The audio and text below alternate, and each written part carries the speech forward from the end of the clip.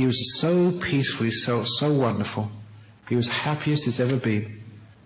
Not a care in the world. He was floating over the paddy fields of Vietnam. And then he remembered he had a young wife and a young child back in Australia. Immediately that thought, he came back into his body, and then he felt the pain. And then he went unconscious, woke up in hospital. He'd blown off his legs. He's now in a wheelchair. Graham Campbell, his name is. A very, very good man. The point was that many people have those experiences. If you actually don't come back, you're dead.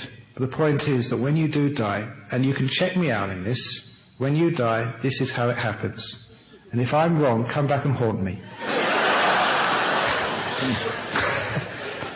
As soon as you die, all your pain disappears. You don't feel the body. I know this because even in meditation you do this. When the body disappears, when you go into the realms of the mind, which is almost like practicing death, you don't feel the body at all. I know this as experiences. So when a person dies, when they're really dead, they don't feel anything at all. It's very, very rare. It sometimes happens that doctors get it wrong. 1 in a million cases or whatever, when a person appears to be dead but they're not.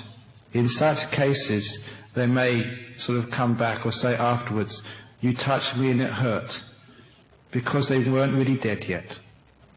But when you're really dead, you don't feel anything. And 99.999% of the times the doctors get it right. When you're dead, you're dead. In that case, please give your organs. I'm an organ donor. I've got a little card. If I get in any accident, please take my eyes. Please take my organs. Take whatever you want. Take my brain. You might be able to tell good jokes in public. Who knows? Isn't this good karma, dana, giving? So Ajahn Brahm says this with full force of truthfulness. That is not correct. As soon as you die, you can touch people, you can look after them, wash them, hold their hands, stroke them, kiss them goodbye, whatever it is. So do whatever you feel is in your heart. That person is gone and dead.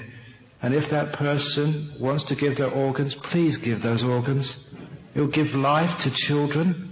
It'll give life to sick people. It'll give the kidneys to people on dialysis machines who have no life at all. Please give your organs. That's dharma, that's good karma.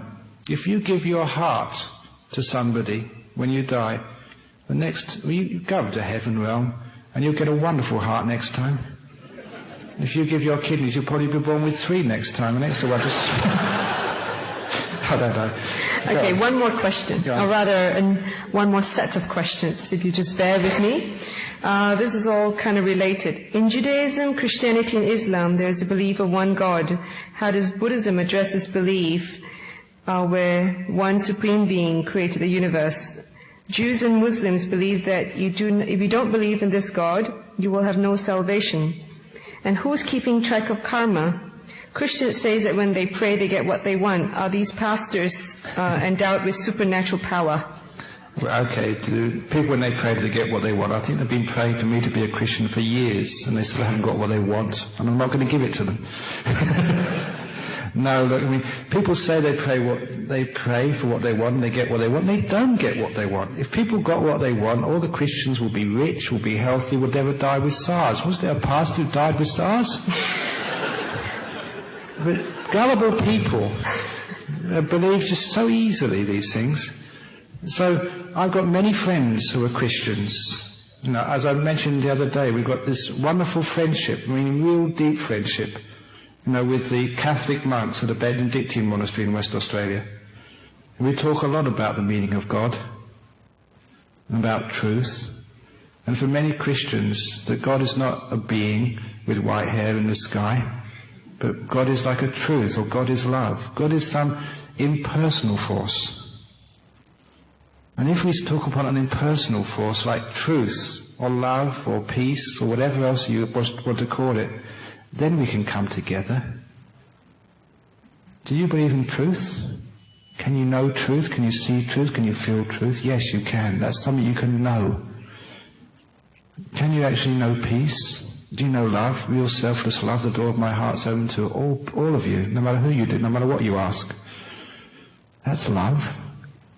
And that's something which you can know. That is something which does create, but it creates goodness. So keep your religion, keep your knowledge, keep your beliefs to what you can know, what you can trust, what you can examine, what you can test. And then you know it's truth, it's real. If it's just in the realm of belief, some airy-fairy idea, which is written in some book, which you can't really understand, which they say that it's beyond belief, just believe in it. When I first heard that, I thought, I'm not going to get caught up in that stuff. That's like a used car salesman. It's a really good car, only one driver. It was an old lady who only took it to the temple once every Sunday. I don't believe that stuff. I want the truth. What about pastors who can heal through prayers? Pastors who can heal through prayers, monks can heal through chanting, rabbis can heal through their ceremonies.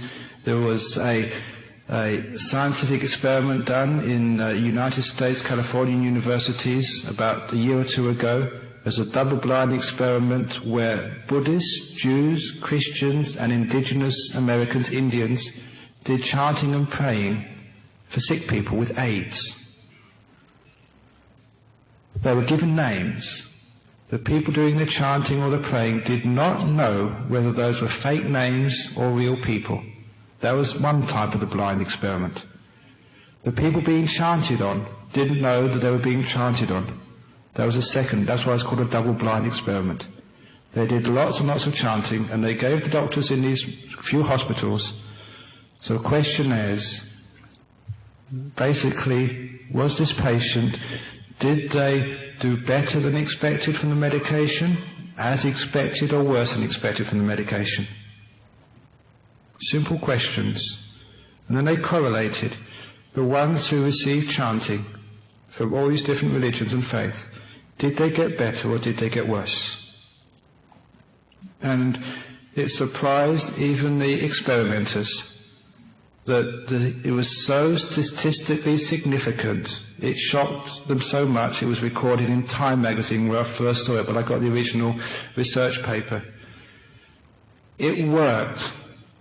People who received the chanting, the praying, or the ceremonies from the Indians, they got much better.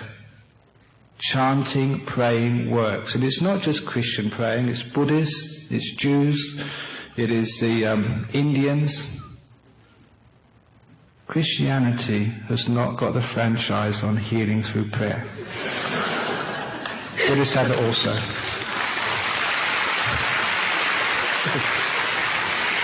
And what about salvation? Would you like to say something about that? I think people believe that they can only go to heaven if they accept Christian beliefs. Yeah, and this is, I don't know when I last told this story. It's a great story. It might take a couple of minutes, but who cares about going over time?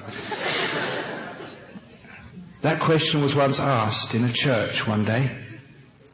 At the end of the sermon, a man put his hand up and said, "May I ask a question?" You usually don't do that in church. But this man happened to be a professor from the local university, a very prominent person, and the pastor was too embarrassed to say no. So he said, "What's your question?" And the pastor said, "According to what you just told me, the only way you can go to heaven is if you believe in Jesus Christ." I said, "Yes, that's true." "Well," said the professor, "there have been many wonderful, famous, great people in history who haven't been Christians, such as the Buddha, such as Mahatma Gandhi, such as Socrates, the great philosopher. He was a good person. Such as Marcus Aurelius, the Roman philosopher. Such as, what about Mahatma Gandhi? No, he wasn't a Christian. What happens to those good people? Do they go to heaven or do they go to hell? They're not Christians." And the pastor knew he was in trouble, so he said, "There's not much time. I'll answer you next week." But he had to answer the next week. So after Sunday, the priests have a rest on Monday. That's their day off. So he rested on Tuesday. He got out his books to try and find a good answer. He couldn't find an answer which would satisfy a professor. So on Wednesday he went to see one of his friends, a fellow pastor, talked it over with him. Couldn't get a good answer. So he made an appointment with the bishop for Thursday. Thursday he talked with the bishop. The bishop said, "This is too difficult for me. Go to the archbishop." So he saw the archbishop on Friday. The archbishop said, the only one who can answer this is a theologian at the university. So he had to see the theologian on Saturday. The theologian answered him, but he couldn't understand a word of it. You know what theologians are like? Big words, little substance. So he was stuck. Saturday night, he hadn't got an answer. The following morning in church, he had promised he'd answer this. He worried himself sick all night. He didn't sleep through worry. He got up early in the morning and did what any good Christian would do. He went to the church early and prayed for guidance. In front of the altar, because he hadn't slept all night, he fell asleep. And he had one of these dreams. Very powerful and clear dreams. He was at a railway station. There was a train on the platform. He already knew intuitively where that train was going, but he asked the porter, that train, would it be going to heaven? And the porter said, yes, going up there. And he said, seeing as you're a priest, you can go up there for free. So he got on the train, and in a short time,